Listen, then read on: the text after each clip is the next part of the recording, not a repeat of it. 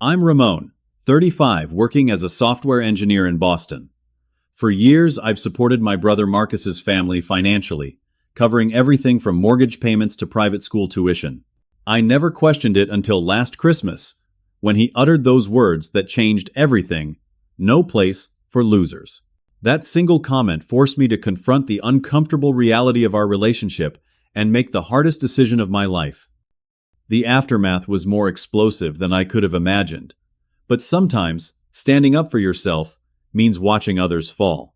Before I dive into how my brother's words shattered our bond, drop a like and let me know where you're watching from. Trust me, you'll want to stick around for how this all unfolds. Growing up in a middle-class neighborhood in Chicago, my brother Marcus and I shared the same roof, but lived in different worlds. The 5-year age gap between us felt more like 20 sometimes. From the beginning, our parents, Thomas and Eleanor, drilled one value into us above all others: family loyalty. Blood is thicker than water, my father would say at least once a week, usually while pointing his fork at me during dinner. You take care of family no matter what. In our household, Marcus was the golden child. While I struggled with reading and math, spending hours at the kitchen table with my mother reviewing flashcards, Marcus brought home trophies. Basketball, baseball, track, you name it, he excelled at it. Our living room mantel was a shrine to his athletic achievements, while my report cards with C's and occasional B's were stuck to the refrigerator with a weak magnet, usually hidden behind the grocery list. Your brother has a natural gift, my mother would tell me, not unkindly, but matter-of-factly. You just need to find yours. I found mine the Christmas I turned 12. My parents, struggling to think of what to get their academically underwhelming younger son, bought me a computer. It wasn't new or fancy, just a second-hand desktop that my father's colleague was getting rid of, but it changed everything for me. While Marcus was out winning championships, I was taking apart motherboards and teaching myself coding languages. I wasn't bringing home trophies, but for the first time, I found something that made sense to me. High school widened the gap between us. Marcus became the school's star quarterback, with college scouts attending every game. I joined the computer club and spent lunches in the library. We existed in separate orbits, connected only by our shared last name and address. It wasn't that we disliked each other, we just had nothing in common. Marcus had his teammates and cheerleader girlfriends. I had my small circle of tech enthusiasts. Our parents never made direct comparisons, but they didn't need to. The differences were obvious in how their faces lit up watching Marcus score a touchdown versus their polite nods when I tried explaining my latest programming project. I didn't blame them. It's easier to understand and celebrate a scoreboard than lines of code. College separated us physically. Marcus attended state on a full athletic scholarship, while I went to a technical school with a partial academic scholarship and student loans to cover the rest. We saw each other on holidays and family events, exchanging pleasantries like distant acquaintances rather than brothers. Then everything changed during my senior year of college. A late-night phone call brought the news that shattered our world. Our parents had been killed in a car accident. A drunk driver crossed the median on the highway, hitting them head-on. They died instantly, or so we were told in that sterile hospital waiting room. Marcus was 28 by then, already married to his college sweetheart Alicia, with twins on the way. I was 23 weeks away from graduating and interviewing for my first real job. In our grief, we found a connection we'd never had before. For the first time, Marcus hugged me like he meant it, both of us holding on to each other, as if we might drown otherwise. The last conversation I had with my father replayed in my mind constantly during those dark days after the funeral. We'd been in the garage, him showing me how to change the oil in my car, his hands blackened with grease. "Ramon," he'd said, wiping his hands on a rag, "your brother's got talent, but he's never had to work for anything. When Alicia has those babies, he's going to need help. He doesn't know it yet, but he will. Promise me you'll look after him." With my hands equally grease-stained, I'd promised without hesitation. It felt good to be needed, to be trusted with something important. I didn't realize then what that promise would come to mean. After graduating, I accepted a job offer in Boston, working as an entry-level programmer for a financial software company. The starting salary wasn't impressive, but it was a foot in the door of an industry I was passionate about. I found a small studio apartment that I could just afford if I was careful with my spending, and threw myself into learning everything I could. While I was establishing my career, Marcus's life was changing too. His professional athletic aspirations had fizzled out after college. A knee injury during his senior year had ended any serious prospects, though he still talked about what could have been. He jumped between sales jobs, never staying anywhere longer than a year, while Alicia stayed home with the twins, Emma and Ethan. I visited when I could, watching my niece and nephew grow from infants to toddlers. Each time I noticed new furniture in their house, or Alicia wearing new jewelry, despite Marcus's complaints about commission structures or unfair managers. They lived in a 4-bedroom house in a good suburb, drove nice cars, and seemed to take regular weekend trips, all on what Marcus described as barely getting by. Meanwhile, I was advancing, steadily moving from programmer to developer to team lead. Each promotion came with a salary increase that I primarily saved rather than spent. My apartment upgraded from a studio to a 1-bedroom, but remained modest. I drove the same reliable sedan for years. My colleagues teased me about being frugal, but after watching our parents struggle to save for retirement, a goal they never reached, I was determined to build financial security. By the time I was 30, I had a comfortable emergency fund, a growing investment portfolio, and a reputation at work as someone reliable and innovative. I lived below my means, not out of deprivation but choice. I took one good vacation each year, usually a hiking trip or city exploration, and found contentment in simple pleasures, good books, weekend bike rides, and occasional dinners with friends. I had created a life that was quiet but satisfying, solid but unflashy. It was everything my parents had wanted for me, even if it looked nothing like what they might have imagined. I had found my gift, after all, not in athletic prowess like Marcus, but in building systems, solving problems, and planning for the future. What I didn't realize was that I was about to put that gift to use in ways I never anticipated, all because of a phone call from my brother that would change the course of both our lives. The call came on a Tuesday evening, as I was finishing dinner in my apartment. Seeing Marcus's name on my phone was unusual enough to cause immediate concern. We typically texted about holidays or birthdays, rarely called without scheduling it first. "Hey bro," Marcus said, his voice carrying that forced casualness that immediately signals something's wrong. "How's it going in the big city?" We exchanged awkward small talk for a few minutes before he cleared his throat and got to the point. "Listen, I hate to ask this, but we're in a bit of a situation here. Alicia's car broke down, and the repair bill is killing us. The twins need new winter clothes, and with the mortgage payment coming up," he paused. "I was wondering if you could help us out with a small loan. Just until my commission check comes through next month." The amount he asked for, $2,000, wasn't small to me, but I didn't hesitate. "Of course," I said, immediately remembering my promise to our father. "I'll send it over tonight." Marcus's relief was palpable. "You're a lifesaver, Ramon. I'll pay you back as soon as I can." I sent $3,000 instead of $2,000, figuring they could use the extra cushion. Marcus's grateful text message made me feel good, useful, needed. The money was never mentioned again, and I never expected it back. After all, he was raising 2 kids, and I was single with growing savings. It seemed like the right thing to do. What I didn't realize was that this would establish a pattern that would define our relationship for years to come. 2 months later, Marcus called again. This time, it was property taxes that were higher than expected. Then it was preschool registration fees for the twins. Then a roof repair. Each time I sent money without question, and each time the repayment was mentioned, but never materialized. By the time the twins were 5, I was paying their private school tuition directly, $14,000 per year for both children. "It's the best school in the district," Marcus explained. "We want to give them every advantage." I couldn't argue with that, remembering my own academic struggles. Perhaps with the right start, Emma and Ethan wouldn't face the same challenges. When Marcus called to say they were behind on their mortgage, just temporarily, due to an unexpected commission structure change, I set up automatic payments from my account. It was easier than dealing with the monthly calls, I reasoned. "Just until things turn around," Marcus assured me. The requests expanded beyond necessities. When Marcus mentioned they hadn't been able to take a family vacation since the twins were born, I offered to fund a trip to Disney World. The joy in my niece and nephew's voices, when they called to thank Uncle Ramon, was worth every penny.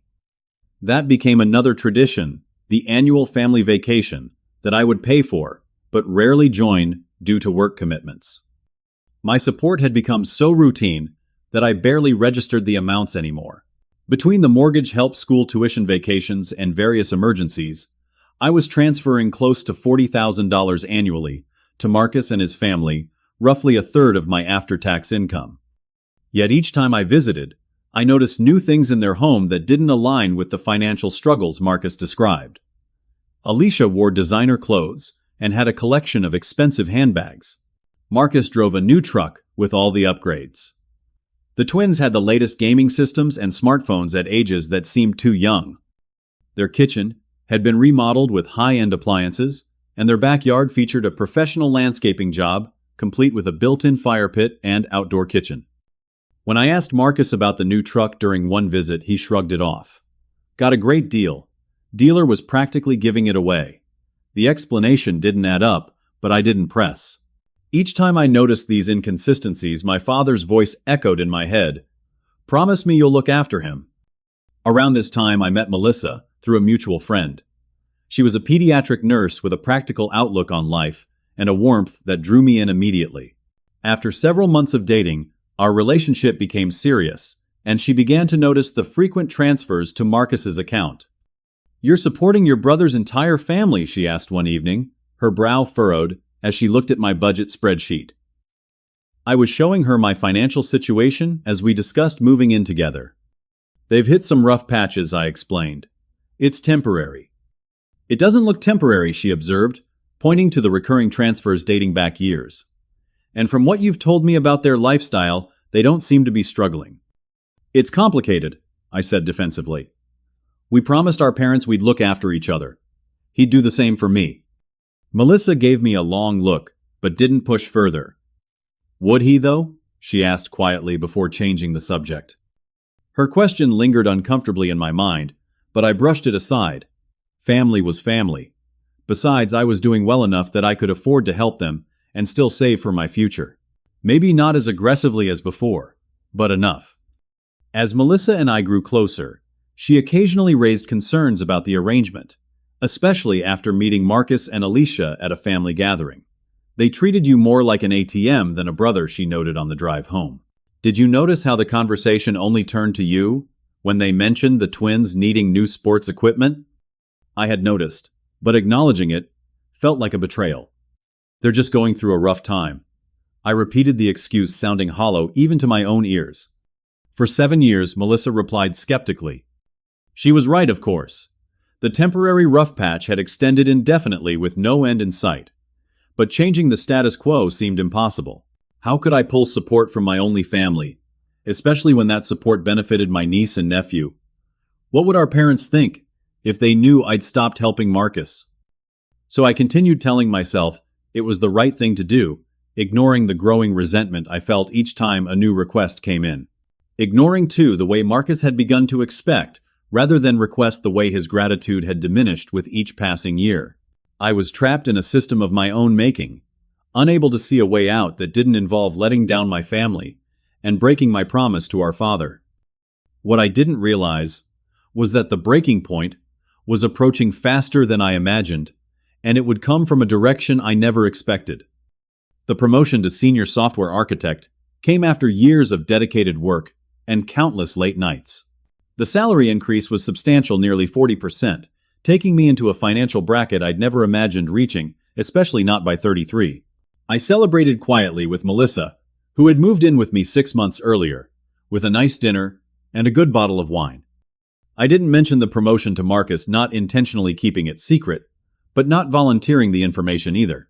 Somehow, though, he found out within days, likely through my social media update congratulating my team on our latest project launch. His call came while I was still at the office, working late as usual. Senior architect, huh? That's my little brother Marcus's voice, boomed through the phone with more enthusiasm than he'd shown for any of my accomplishments in years. We should celebrate when you visit next month. Thanks, I said, genuinely touched by his reaction. It's been a lot of work, but it feels good to see it pay off. I bet, Marcus replied. Those tech companies know how to compensate their top talent. I'm sure they're paying you the big bucks now. I should have seen what was coming next, but I was basking in the rare approval from my brother. Actually, Marcus continued, his voice taking on the casual tone I'd come to recognize as the prelude to a financial request. This is perfect timing. Alicia and I were just talking about setting up college funds for the twins. They're 12 now, and you know how expensive college is getting.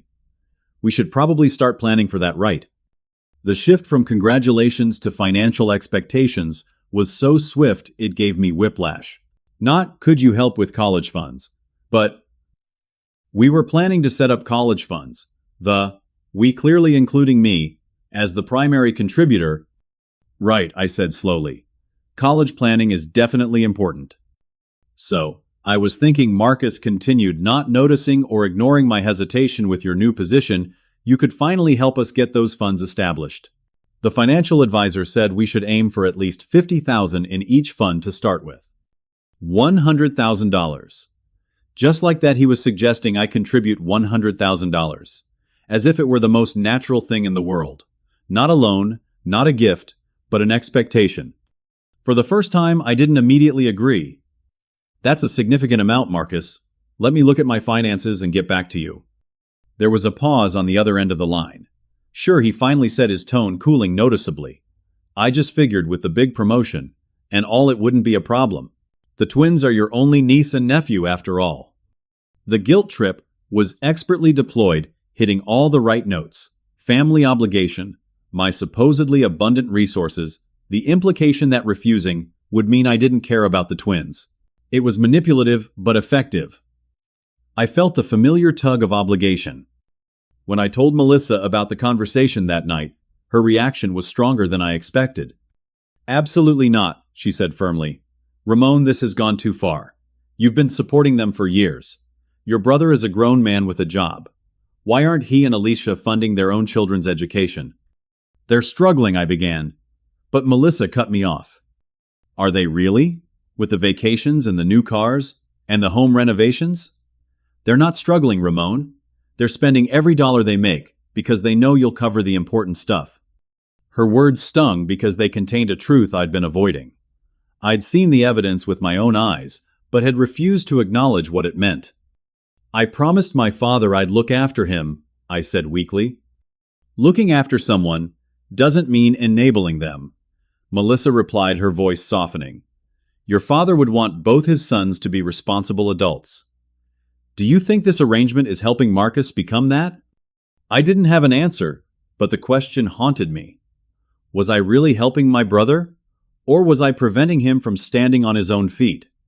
Despite my doubts, I ended up agreeing to start college funds for the twins, though I negotiated down to $25,000 for each child initially, with promises to contribute more over time. Marcus accepted this compromise with poorly disguised disappointment rather than gratitude. The following month, Melissa and I flew to Chicago for Thanksgiving with Marcus's family. From the moment we arrived, I noticed changes in their home. The living room furniture had been replaced with a leather sectional that I later overheard Alicia telling her friend cost nearly $8,000. The kitchen renovation I'd heard about was extensive, featuring custom cabinets and a wine refrigerator. Alicia wore a diamond tennis bracelet that caught the light whenever she moved, and Marcus showed off his new golf clubs, boasting about his membership at the local country club. These weren't the choices of a family in financial distress. They were the choices of a family living well beyond their means, confident that someone else would cover the essentials. More concerning was the attitude I observed in the twins. Emma and Ethan, now 12, had the entitled demeanor of children who had never heard the word no. They complained about the presents I'd brought them, the latest smartphones, because they weren't the premium models. They spoke rudely to their mother and ignored Melissa entirely. When Alicia weakly suggested they thank Uncle Ramon for the gifts, Ethan shrugged and said, "Whatever. Dad says Uncle Ramon has tons of money now. He can afford better." I pretended not to hear, but the comment stung. Is that how they viewed me? As an unlimited resource rather than a person, an uncle. The most revealing moment came on Friday morning. I was in the kitchen, getting coffee, while everyone else was still asleep, when Marcus's phone rang on the counter. Thinking it might be important, I glanced at the screen and saw it was someone named Dave. As I debated whether to wake Marcus, the call went to voicemail and the speaker activated. "Hey Marcus, it's Dave. Just checking if we're still on for the Vegas trip next month. Let me know how many nights you want to book at the Bellagio. Later, man." Vegas trip. Marcus hadn't mentioned any Vegas trip to me. But more importantly, how was he planning a luxury Vegas vacation when just last month he'd told me they couldn't afford the twins' school activity fees without my help? Later that day, I overheard Marcus on the phone with the same friend speaking in low tones on the back patio. "Yeah, Ramon came through on the college funds. Not as much as we hoped, but it's a start. No, I'm not worried about retirement. Why? Save when my brother's got us covered. He's making serious money now." The casual confidence with which he discussed my financial support as an expectation rather than a gift made something shift inside me. For the first time, I felt not just concerned, but angry. This wasn't what my father had meant when he asked me to look after Marcus. It couldn't be. That evening, while Alicia was shopping with the twins, I tried to have an honest conversation with my brother. "Marcus, I'm a bit concerned about the financial situation here." I began carefully, as we watched a football game in his media room, another recent upgrade I hadn't known about. "What do you mean?" he asked, not taking his eyes off the screen. "Well, I've been helping out for several years now, but I don't see a plan for becoming financially independent. The mortgage, the tuition, the emergencies, it's a lot, and it seems to be increasing rather than decreasing." Marcus finally looked at me, his expression hardening. "Are you saying you want to stop helping us?" "No," I said quickly, though. A small voice inside me questioned why that possibility felt so frightening to consider. "I'm just wondering what the long-term plan island. Maybe we could look at your budget together, find some areas to cut back, so you can start building your own safety net." Marcus laughed, but there was no humor in it. "Cut back? We have an image to maintain in this community. The twins have expectations. Their friends all go on ski trips and have the latest everything. You want me to tell my kids they can't have what everyone else has? Maybe not everything I suggested. Just some balance between wants and needs." "Easy for you to say. From your childless apartment in Boston," Marcus shot back. "You have no idea what it takes to raise children in today's world." "I'm just trying to help." "If you want to help, keep doing what you're doing," Marcus interrupted. "We're family. This is what family does. Dad would have expected it." The conversation ended there with nothing resolved and a new tension between us. I felt manipulated by the invocation of our father used as a tool to shut down any discussion of financial responsibility. The rest of the visit was strained. On the flight back to Boston, Melissa held my hand and finally said what I'd been afraid to admit. "This isn't sustainable, Ramon. Not financially and not emotionally. You're enabling behavior that's ultimately harmful to Marcus and his family. At some point, you need to decide whether you're helping them or hurting them." I spent the next month turning that question over in my mind. For the first time, I began to track exactly how much money I was sending to Marcus's family each month and what it was supposedly for. The total shocked me. It had crept up over the years to nearly $50,000 annually. What shocked me more was realizing that with my recent promotion, Marcus seemed to expect that amount to increase substantially.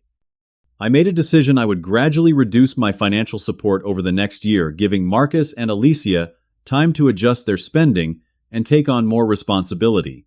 It seemed like a reasonable compromise between my promise to my father and my growing conviction that the current arrangement wasn't healthy for anyone. What I didn't realize was that events were about to force my hand in a way I never anticipated, bringing the issue to a head much sooner than I planned. Christmas had always been our family's most important holiday, even before our parents passed away. After their death, I made a point of flying to Chicago every year to spend it with Marcus, Alicia, and the twins. It was the one time of year when our strained relationship seemed to smooth out, cushioned by tradition and shared memories. This year was supposed to be no different. I had bought expensive gifts for everyone, including the premium model smartphones the twins had been disappointed not to receive at Thanksgiving. Melissa couldn't join me due to her hospital schedule, but I was looking forward to the familiar rituals: decorating the tree, midnight mass, and Christmas morning, with the excited twins, though at 12 their excitement was more about the value of gifts than the magic of the season. 2 days before Christmas, just as I was preparing to leave for the airport, a major security breach hit one of our biggest clients. As senior architect, I couldn't delegate the crisis response. I called Marcus immediately to explain the situation. "I have to delay my trip by one day," I explained. "I'll be there on Christmas Eve instead of the 23rd. I should make it in time for dinner." There was a long pause before Marcus responded, his voice noticeably cooler than I expected. "The 24th is our big Christmas Eve dinner. We have guests coming." "I know," I said. "I'll be there. My flight lands at 3, so I should reach your place by 5 at the latest." "Dinner's at 6, Marcus said. "Don't be late. The twins will be disappointed if you're not there." Something in his tone bothered me, but I brushed it aside, focused on the work emergency at hand. "I'll be there," I promised again before hanging up. The next 24 hours were a blur of coding security patches and emergency meetings. By the time I boarded my flight on Christmas Eve morning, I was exhausted but satisfied that the crisis had been contained. I texted Marcus when I landed at 3:15, letting him know I was on my way. He didn't respond, but I figured he was busy with dinner preparations. The Uber dropped me at Marcus's house at 5 to 10. Snow was falling gently, and the house was lit up beautifully, every window glowing with warm light. I could see the Christmas tree through the front window, surrounded by piles of presents, many more than I remembered from previous years. I smiled, thinking about the twins' reaction to the gifts I'd brought, and rang the doorbell, my arms full of wrapped packages. No one came to the door. I rang again, then tried knocking. After a few minutes with no response, I texted Marcus, "I'm outside." After another minute of waiting in the cold, I tried the door and found it unlocked. I stepped inside, stamping snow from my boots, and calling out, "Hello, I'm here." The house was warm and filled with delicious smells, but oddly quiet given the cars parked outside. I followed the muted sounds of conversation to the dining room and stopped in the doorway, stunned by what I saw. The large dining table was fully extended and beautifully set, with the good china and crystal glasses my mother had left to Marcus. Around it sat at least 12 people: Marcus, Alicia, the twins, and several couples I recognized as their neighbors and friends. Every seat was filled. Every place was set. There was no empty chair for me. The conversation died as they noticed me standing there, gift bags in hand, still wearing my coat. Marcus looked up from his seat at the head of the table, a position our father had always occupied. "Ramon," he said, his tone neither surprised nor particularly welcoming. "You made it." "I told you I would," I replied, suddenly conscious of all eyes on me. My flight landed on time. "We started without you," Marcus said. "Didn't think you'd make it." I stared at the table, trying to process what I was seeing.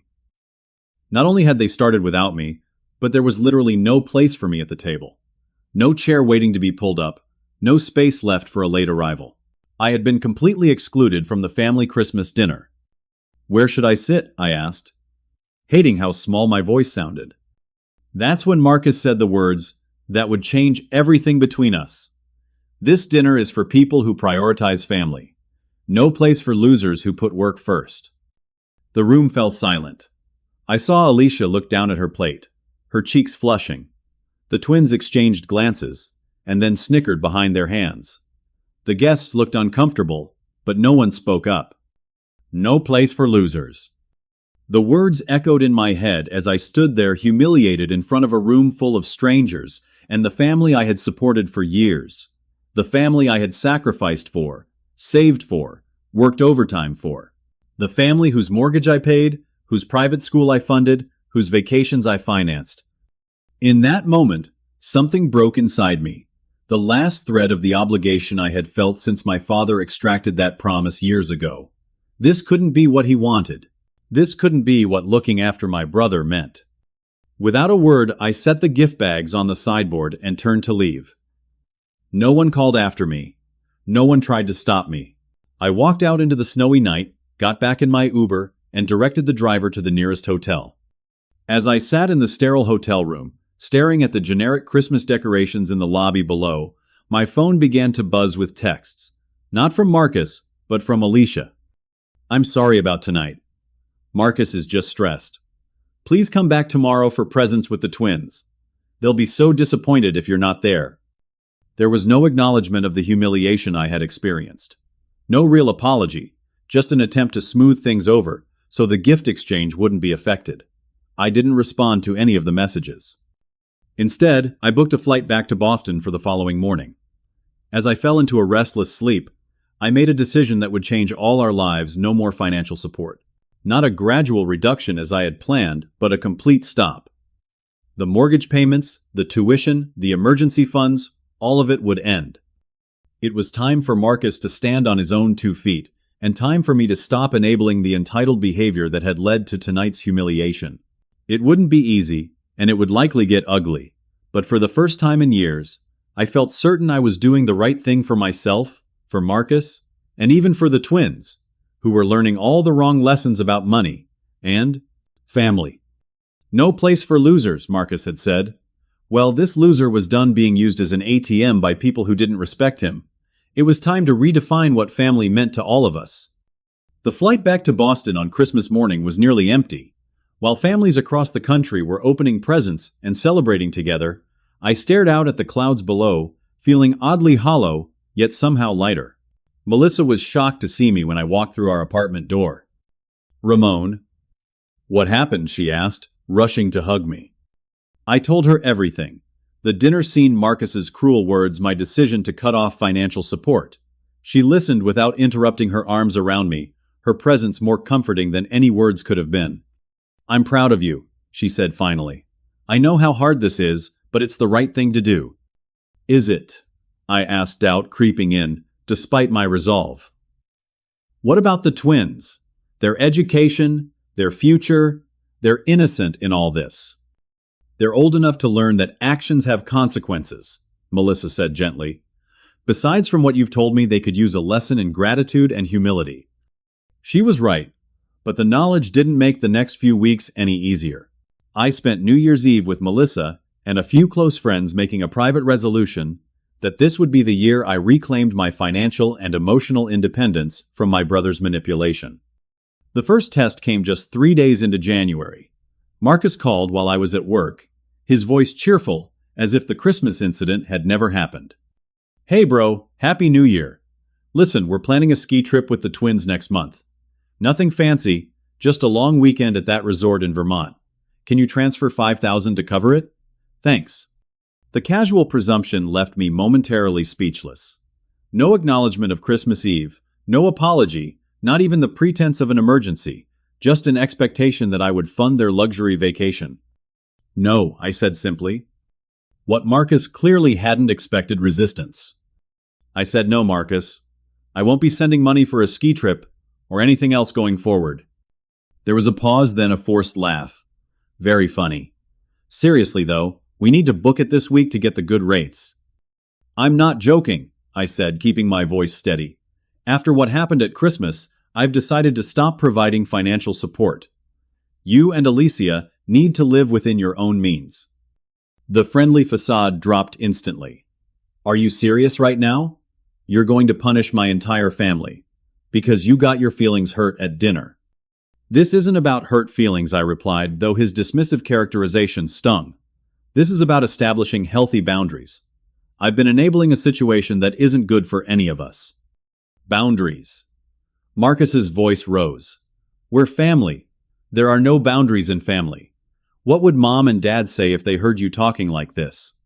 "I think they'd want both their sons to be financially responsible adults," I said, echoing Melissa's words. "I'm not abandoning you, Marcus. I'm just not going to keep funding a lifestyle you can't afford." "You selfish bastard," he hissed. "After everything we've done for you." I couldn't help the bitter laugh that escaped me. "What exactly have you done for me, Marcus? Please enlighten me." "We've included you in our family, given you a place to belong, made you part of something bigger than your sad little life in Boston." His words revealed more than he intended, that he saw his allowing me to visit as a favor rather than what it was, a brother wanting to spend time with his only sibling and his niece and nephew. "I think we're done here," I said quietly. "I wish you and your family the best, but you need to figure out your finances without my help from now on." I hung up before he could respond, my hand shaking slightly. It had been even harder than I anticipated, but also more revealing. Marcus had gone straight to anger and insults, rather than recognizing the years of support I'd provided or acknowledging how hurtful his actions had been. Within hours, Alicia was calling. I let it go to voicemail, then listened to her message. Ramon, I don't know what's gotten into you, but you need to stop this nonsense. Marcus told me about your ridiculous decision. The twins' tuition payment is due next week, and we're counting on you. They shouldn't suffer because you and Marcus had a disagreement. I texted back rather than calling, I'm sorry, but my decision is final. I've paid for this year's tuition already, but I won't be covering next year's. You have 7 months to make other arrangements. That opened the floodgates. The twins sent tearful voicemails asking why Uncle Ramon didn't love them anymore. Alicia's texts became increasingly frantic, detailing all the financial commitments they couldn't meet without my help. Marcus alternated between rage-filled tirades and cold silence. I held firm, though each message and call tested my resolve. The most difficult to resist were the ones from the twins who had clearly been coached on what to say to maximize my guilt. But I reminded myself that allowing this manipulation to continue would only teach them that emotional blackmail works. By mid-February, Marcus had escalated to involving extended family. Our Aunt Judith, our mother's sister, called me one evening. Ramon, what's this? I hear about you abandoning your brother's family, she demanded, without preamble. I explained the situation as calmly as I could, including the years of financial support I'd provided and the Christmas Eve incident. I've supported them for nearly 8 years, I concluded. I've paid their mortgage, their children's education covered countless emergencies that somehow never prevented them from buying luxury items. At what point is it reasonable to expect grown adults to support themselves? There was a long pause before Aunt Judith sighed. Your mother would be heartbroken to see her boys at odds like this. I think she'd be more heartbroken to know one son was taking advantage of the other, I countered. To my surprise, Aunt Judith didn't immediately disagree. Marcus always did expect the world to accommodate him, she admitted. Your parents worried about that, especially your father. This was news to me. Dad asked me to look after Marcus before he died. Yes, but Thomas knew Marcus needed to learn self-reliance. I think he hoped you'd help guide your brother toward independence, not support him indefinitely. Her words were a balm to my conscience, confirming what I'd begun to suspect, that my well-intentioned help had actually prevented Marcus from growing up and taking responsibility. Not all family members were as understanding. Several cousins took Marcus's side, sending me messages expressing their disappointment in my abandonment of family. But others, especially those who had observed Marcus's entitled behavior over the years, quietly expressed support for my decision. Friends were similarly divided. Some mutual childhood friends who had only heard Marcus's version of events stopped speaking to me. Others who had witnessed the one-sided nature of our relationship commended my long-overdue boundary setting. By April, Marcus's tactics had grown increasingly desperate. After trying guilt, anger, and social pressure without success, he resorted to threats. You'll regret turning your back on family, he texted one night. When you need us someday, remember this moment. The implicit threat that he would abandon me in my time of need might have worried me once, but now it only reinforced that I'd made the right decision. A relationship built on financial transactions rather than genuine care wasn't one worth preserving in its current form. The breaking point came in May, when Marcus began calling my workplace trying to reach me after I'd blocked his number on my personal phone. My manager pulled me aside to let me know my brother seems to be going through something, and suggested I handle the situation before it affected my professional reputation. That evening, I changed my personal phone number, sending the new one only to trusted friends Melissa and the few family members who had been supportive. I also sent Marcus a certified letter informing him that any further attempts to contact me at work would result in legal action. It felt extreme, but the harassment had left me no choice. In the midst of this turmoil, my relationship with Melissa deepened. She had stood by me through the worst of the conflict, offering support without judgment, and helping me maintain perspective when guilt threatened to overcome my resolve. On a weekend trip to Cape Cod, in June 6 months after the Christmas incident, Melissa proposed to me as we walked along the beach at sunset. "I've never seen someone show such courage in standing up for what's right, even when it hurt," she said, holding out a simple band. "I want to build a family with you, Ramon, one, based on mutual respect and genuine love, not obligation and manipulation." I said yes through tears, feeling for the first time that I might have a chance at the kind of healthy family relationship I'd always craved but never experienced. As we celebrated that evening, I realized that ending my unhealthy relationship with Marcus had created space for this new beginning, a family of choice rather than obligation. The irony wasn't lost on me, that in abandoning my brother, as he would characterize it, I had finally found the strength to create the life and relationships I truly wanted. It had taken 35 years and the most painful confrontation of my life, but I was finally free of the guilt and manipulation that had defined my relationship with Marcus for too long. What I didn't know then was that the full impact of my decision on Marcus's family was still unfolding, and that the consequences would be more far-reaching than any of us had anticipated. 6 months after I stopped supporting Marcus and his family, I began hearing updates through mutual acquaintances. I hadn't sought out this information, but our hometown community was small enough that news traveled, especially dramatic news, like what was happening to my brother's family.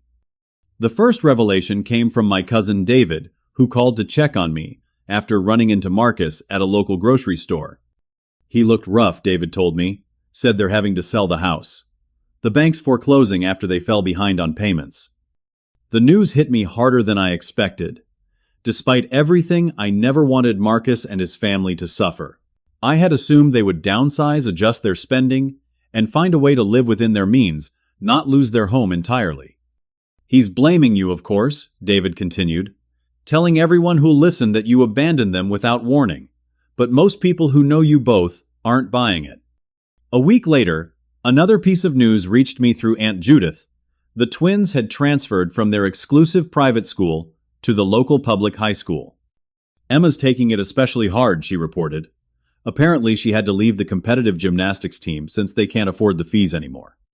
I felt a pang of regret picturing my niece's disappointment. The twins were innocent victims of their parents' financial irresponsibility, yet they were bearing significant consequences. After discussing it with Melissa, I made a decision I would set up college funds for Emma and Ethan that only they could access when they turned 18. The accounts would be structured so that neither Marcus nor Alicia could touch the money, ensuring it would be used for its intended purpose. I deposited $25,000 into each fund, the same amount I had initially contributed before cutting off support, and arranged for the account details to be held by a trustee until the twins reached college age.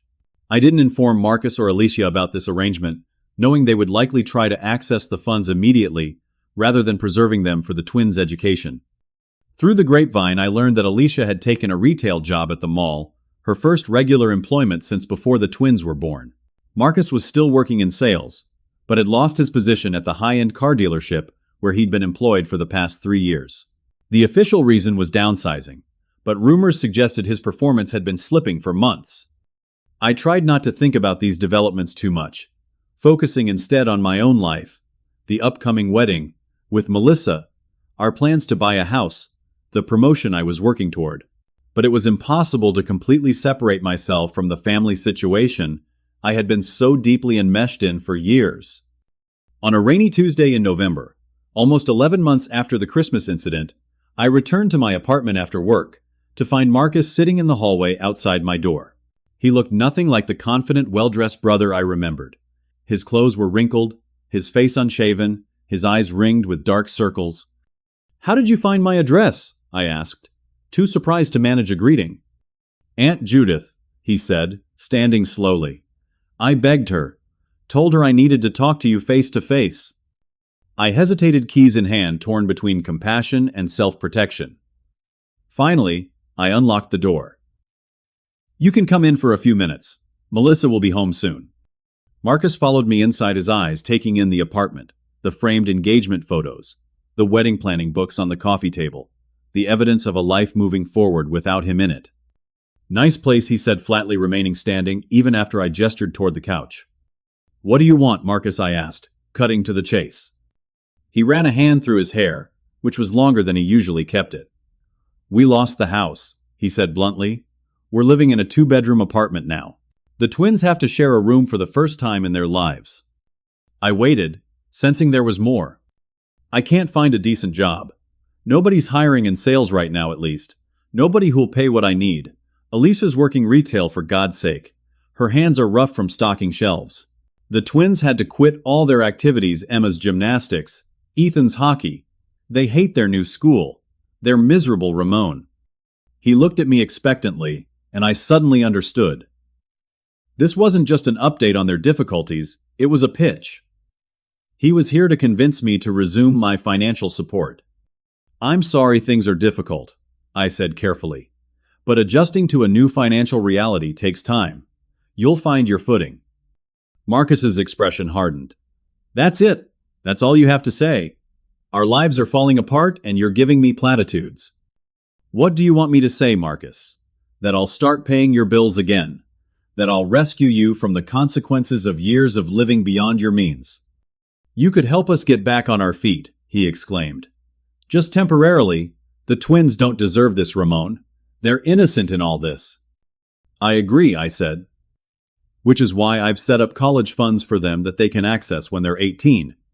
Their education will be taken care of." For a moment, hope flashed across Marcus's face, quickly replaced by calculation. "How much is in these funds? Can we access them now for their other needs? Private school, for instance?" "No," I said firmly. "The money is for college only, and it's structured so that only Emma and Ethan can access it when they reach college age." Marcus's face flushed with anger. "So you'll help them, but not us? After everything we've been through?" "I'm helping them in a way that ensures the money goes to its intended purpose," I explained. "And I can help you too, but not with cash. I have contacts in several industries. I could put in a good word, help you find a better job." "I don't need your charity that isn't money," Marcus spat. "You think you're better than me now, don't you? With your fancy job, and your perfect fiancé, and your life all figured out." "This isn't about who's better than whom," I said, struggling to keep my voice level. "This is about making healthy choices for all of us." "You know what? You're dead to this family," Marcus declared, moving toward the door. "The twins ask about you sometimes, but I tell them the truth that you abandoned us when we needed you most. That's your legacy, Ramon. Remember that on your wedding day when none of your real family is there to see it." He slammed the door behind him, leaving me standing in the middle of my living room, shaking with a mix of anger, sadness, and surprisingly relief. The confrontation had been painful, but clarifying. Despite nearly a year of consequences, Marcus still didn't take responsibility for his situation. He still viewed me as the problem, rather than recognizing the years of support I had provided and the unhealthy dynamic we had established. When Melissa came home and I told her about the encounter, she held me as I finally allowed myself to cry, not for the loss of my current relationship with Marcus, but for the brotherly relationship we'd never really had, and now likely never would. "He'll never change, will he?" I asked her. "People can change," she said thoughtfully, "but they have to want to, and they have to hit their own bottom first. Marcus might not be there yet." She was right as usual. Marcus hadn't hit bottom. He was still looking for someone to blame and someone to rescue him. Until that changed, no amount of money or support from me would make a difference. True to Marcus's word, he and his family didn't attend our wedding 3 months later. We sent invitations to all of them, Marcus, Alicia, Emma, and Ethan, but received no response. The absence of my only blood relatives cast a small shadow over the day, but the joy of beginning a new life with Melissa eclipsed the disappointment.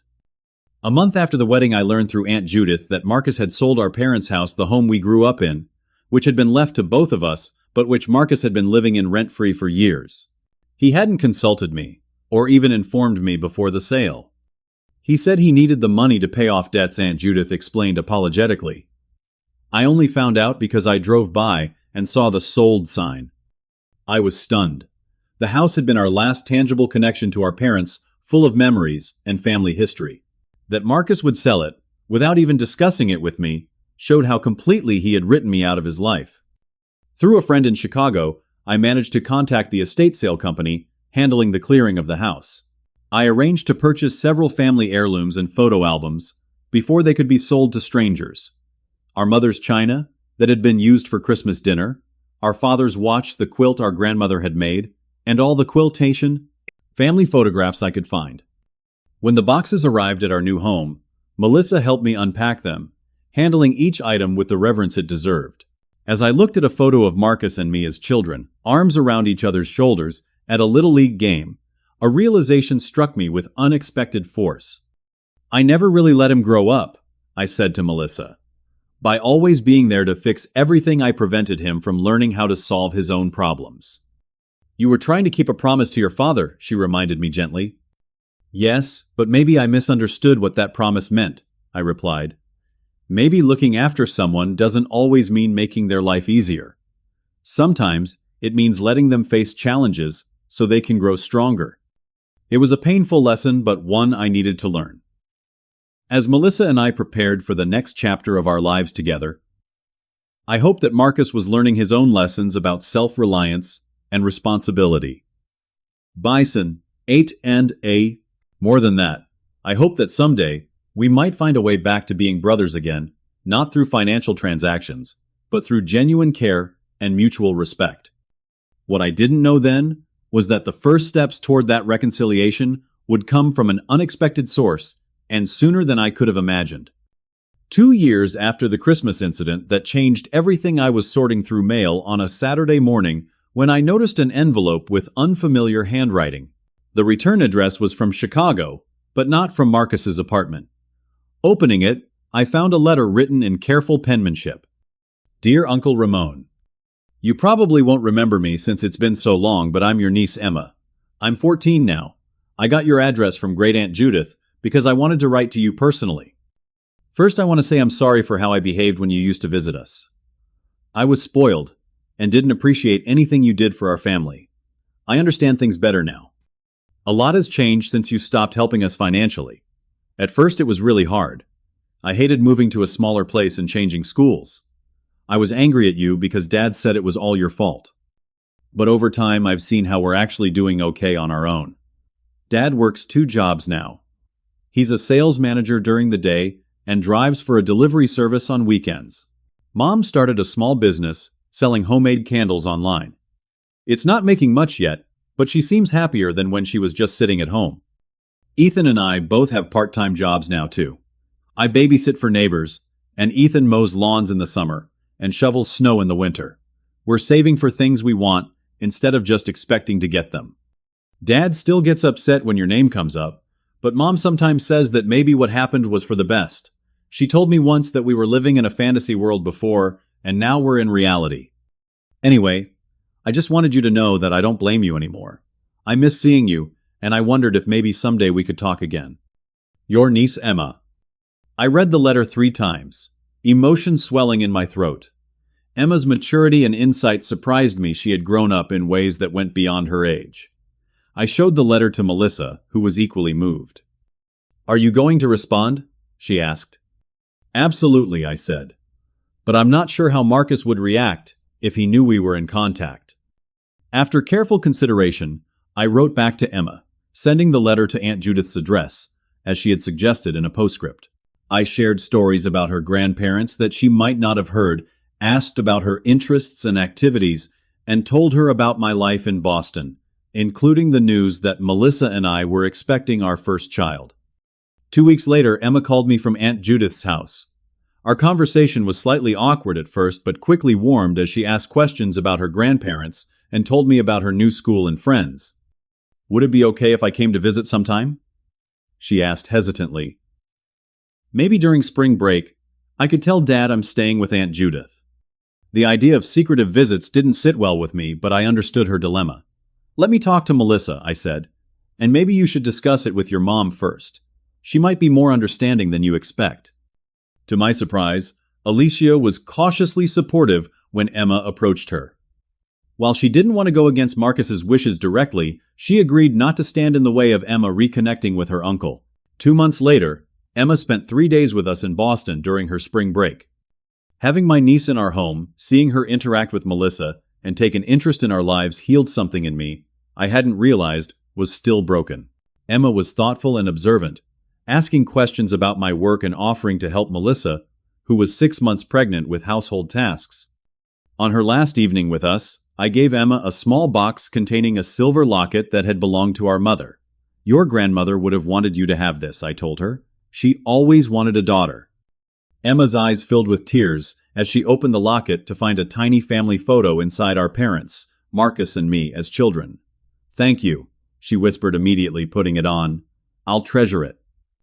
"Just maybe don't tell your dad where you got it right away," I suggested gently. "Give him time."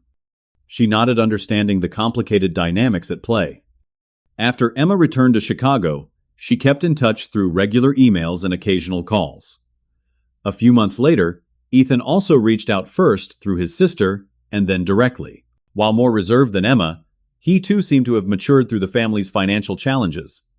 "I'm working at a computer repair shop after school," he told me during one call. "The owner's teaching me programming. I think I might want to study computer science in college, like you did." The pride I felt at his words was overwhelming.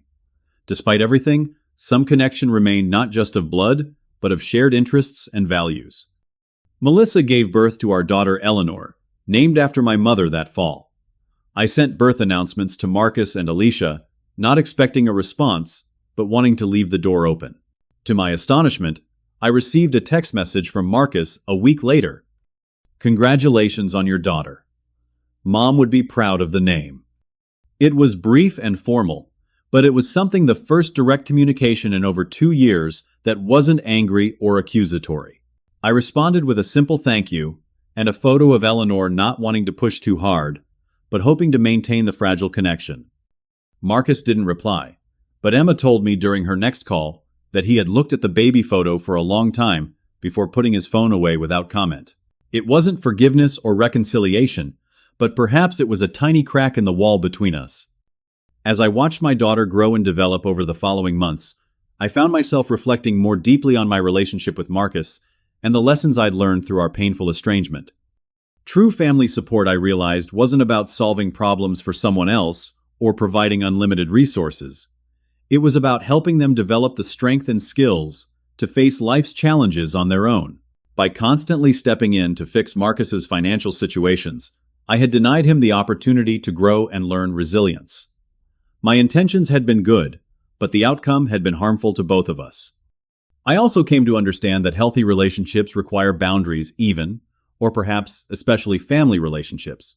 The unconditional support my parents had emphasized didn't mean enabling destructive patterns or sacrificing my own well-being. It meant loving enough to sometimes say no, to allow natural consequences to teach lessons I never could. My father's deathbed request to look after Marcus had shaped years of my life, but I now believe that he would approve of the harder, more genuine form of care I was attempting to provide, one that respected Marcus as an adult capable of supporting his own family rather than treating him as a perpetual dependent. As Eleanor's first birthday approached, I received another surprise, a card signed by both Marcus and Alicia with a small gift for their niece. The message inside was simple: thinking of Eleanor on her birthday, wishing her all the best. It wasn't an apology or an admission of wrongdoing, but it was an acknowledgement of our shared family connection, a tiny olive branch extended across the chasm that had formed between us. I called Marcus to thank him for the gift, bracing myself for potential hostility or awkwardness. The conversation was brief and somewhat stilted but civil. He asked about Eleanor and I inquired about the twins. Before we hung up, I took a chance. "The twins have mentioned they'd like to visit again," I said carefully. "Melissa and I would love to have them any time, and you and Alicia would be welcome too if you ever want to meet Eleanor." There was a long pause before Marcus replied, "I'll think about it." It wasn't much, but it was more than I had hoped for after years of estrangement. As I hung up the phone, I felt a sense of peace wash over me. The relationship with my brother might never return to what it had been, perhaps that was for the best, but the door to a new, healthier connection remained open. The journey had been painful for all of us, but necessary. Marcus had found a strength and work ethic he never knew he possessed. The twins had learned valuable lessons about financial responsibility and the difference between wants and needs. And I had discovered the courage to establish boundaries and the wisdom to understand that sometimes the most loving action isn't the easiest one. Sometimes loving someone means letting them fall so they can learn to stand on their own. It took losing my brother temporarily to have a chance at truly finding him again. And while our relationship remains a work in progress, I'm hopeful that the foundation we're slowly rebuilding is stronger and more authentic than what came before. As I look at my daughter sleeping peacefully in her crib, I make a silent promise: I will teach her both generosity and boundaries, both compassion and self-respect. I will show her that true family support means helping people grow, not enabling dependency. And most importantly, I will help her understand that love sometimes requires the courage to make difficult choices, even when they break your heart. Has anyone in your life ever taken advantage of your generosity? How did you handle setting boundaries with family members? I'd love to hear your experiences in the comments below. And if this story resonated with you, please hit that like button and subscribe to hear more real-life stories about family dynamics and personal growth. Thank you for listening to my journey. May it help you navigate your own challenging relationships with wisdom and courage.